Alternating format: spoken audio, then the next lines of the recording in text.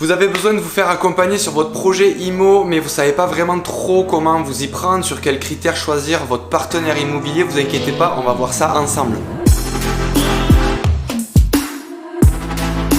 Salut à tous, c'est Mathieu, je suis conseiller immobilier sur la Côte Basque et je suis ravi de vous retrouver dans ce nouveau format vidéo dans lequel je vais vous apporter quelques petits tips pour réaliser vos projets immobiliers.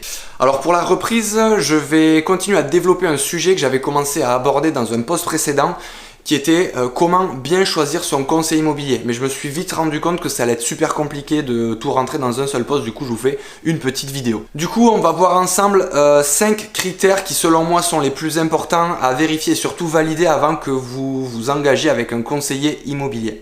Ça peut paraître bête, mais combien j'ai de clients ou même de connaissances qui ne connaissent pas vraiment leur agent. J'entends par là qu'ils discutent pas avec eux, ils sont au courant de rien, ils se rappellent difficilement du nom du réseau ou de l'agence auquel il appartient, bref. Ils discutent pas. Et qui dit pas de discussion, dit pas de confiance, pas de confiance, pas de projet réussi, pas de projet réussi. Pas de palais. Pas de palais. Je vous rappelle que vous allez confier une partie de votre vie à une personne que vous connaissez pas ou très peu. Et la relation de confiance et la notion de transparence sont des éléments pour moi qui sont indispensables à la réussite de votre projet. Critère numéro 2, la notion de disponibilité. Une fois encore, ça peut paraître tout bête, mais vérifiez bien que votre partenaire immobilier, il ait bien le temps de s'occuper de vous. J'entends par là qu'il n'ait pas déjà assez de clients et qu'il en ait surtout pas trop. Si vous avez un projet de vente et que votre conseiller immobilier, il a déjà 10, 15, 20 mandats, alors déjà autant vous dire qu'il doit courir partout, mais il y a peu de chances qu'il soit disponible et surtout réactif. Réactif par rapport à vous, mais aussi par rapport aux acquéreurs potentiels. Imagine une personne est intéressée pour acheter votre appartement, mais que votre conseiller immobilier, il répond pas au téléphone, il répond pas aux messages, et pire, il est pas assez disponible pour les visites. Et ben là... Fuyez, pauvre fou! Pareil, si vous avez un projet d'achat, si vous confiez votre recherche à un chasseur immobilier, vous allez signer avec lui un mandat de recherche. C'est-à-dire que vous allez payer pour qu'il vous cherche et qu'il vous trouve surtout le bien de vos rêves. Et ça prend beaucoup de temps. Alors à moins qu'il soit chasseur professionnel et que ça soit sa spécialité, vérifiez bien qu'il ait assez de temps pour vous et qu'il n'ait pas déjà trop de clients. Critère numéro 3 à vérifier, les annonces et la diffusion.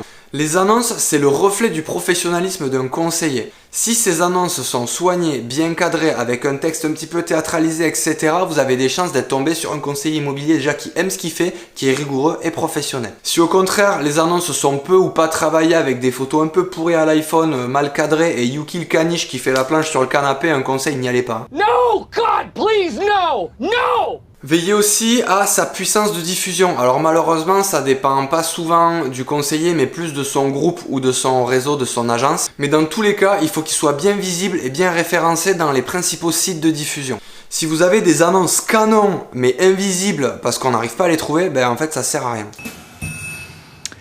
Ça me sert à rien.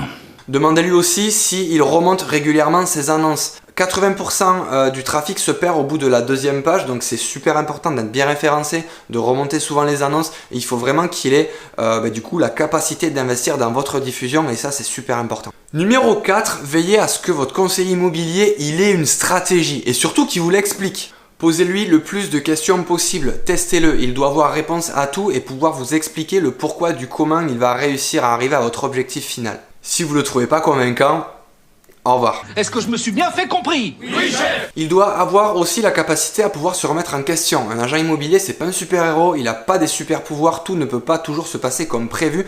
Par contre, il n'a pas le droit de rester sans rien faire. C'est un homme de terrain, il doit toujours être en mouvement et être capable de changer sa stratégie en cours de route si elle ne marche pas. Ça voudra dire qu'il sera réactif, mais il pourra être réactif que s'il a du temps pour vous. Notion disponibilité de tout à l'heure. Dernière notion, et pas des moindres, qu'il soit ouvert à l'interagence. Alors déjà, c'est quoi l'interagence ou l'intercabinet? C'est la volonté d'un professionnel de pouvoir partager son affaire à d'autres professionnels qui font pas partie forcément du même groupe ou de la même agence que lui. En gros, c'est de pouvoir profiter du réseau des autres groupes ou des autres agences, ça multiplie les chances de trouver des acquéreurs et de trouver d'autres biens. Mais, parce qu'il y a un mais, de manière implicite, ça engendre le partage de sa commission. Et ça, il y en a beaucoup qui veulent pas. Veillez donc à ce que votre partenaire immobilier soit OK avec le partage. Partager avec la MEPI, c'est bien. Partager avec tout le monde, c'est mieux. Du coup, vous avez une vidéo avec beaucoup d'informations. Et si je devais résumer un petit peu plus simplement, pensez à 5 choses. La confiance que vous allez avoir avec votre conseiller, sa disponibilité, ses annonces et sa puissance de diffusion, sa stratégie qu'elle soit claire et que vous l'ayez bien comprise, avec un petit bonus sur l'interagence. Voilà, j'espère que cette vidéo vous a plu. En tout cas, moi j'étais super heureux de vous retrouver sur ce format vidéo. N'hésitez pas à liker et à la partager à un de vos potes qui recherche un petit peu un agent immobilier et qui sait pas trop comment s'y prendre. En attendant, prenez soin de vous. Je vous dis à la semaine prochaine pour une nouvelle vidéo. A plus, ciao.